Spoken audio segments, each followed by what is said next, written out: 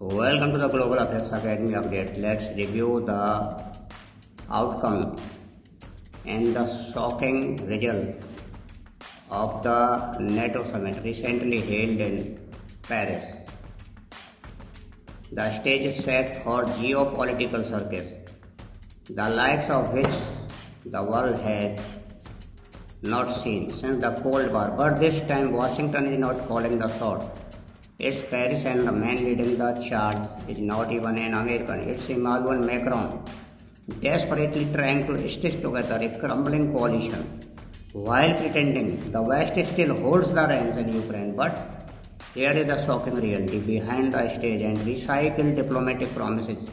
The so-called coalition of the willing had become the coalition of the powerless, a fragmented, posturing group of European leaders gathered in Paris, offering Ukraine security guarantees that only take effect after peace is signed. A promise as hollow as the applause that greeted it.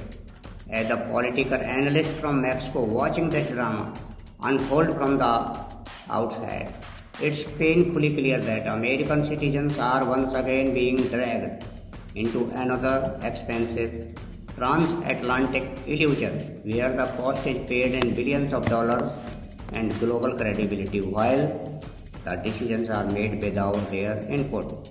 Let's break it down.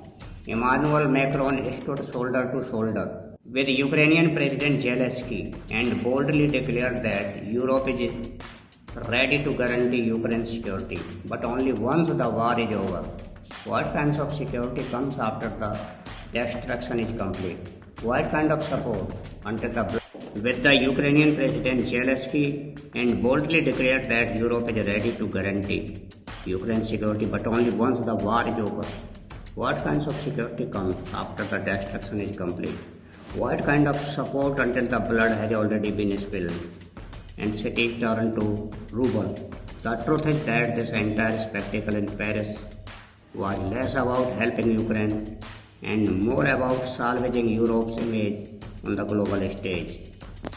The French president, flanked by UK Prime Minister Keir Starmer, and about 30 mostly European nations tried to mimic NATO's Article 5 by floating the idea of a collective commitment to defend Ukraine post-war.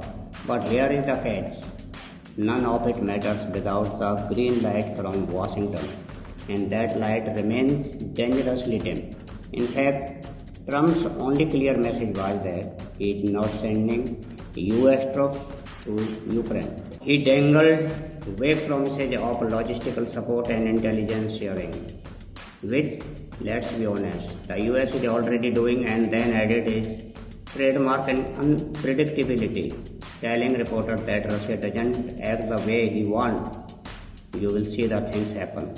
This is the same dangerous ambiguity that cost the US dearly in Iraq and Afghanistan. Now let's talk Germany.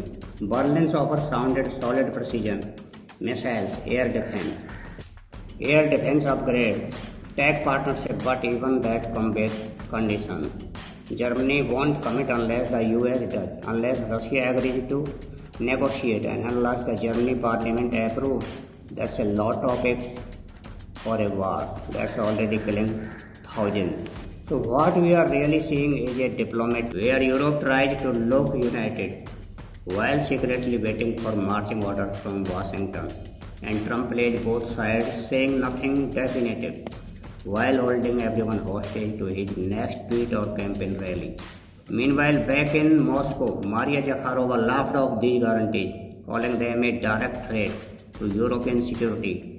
And frankly, she is not wrong, because arming Ukraine after a ceasefire is not security. It's a provocation. Russia still remembers NATO's broken promises from 1990. So why should Putin trust anything coming out of Paris or Washington now? The West's credibility is in pieces, and America, despite putting the bill, is not even at the table.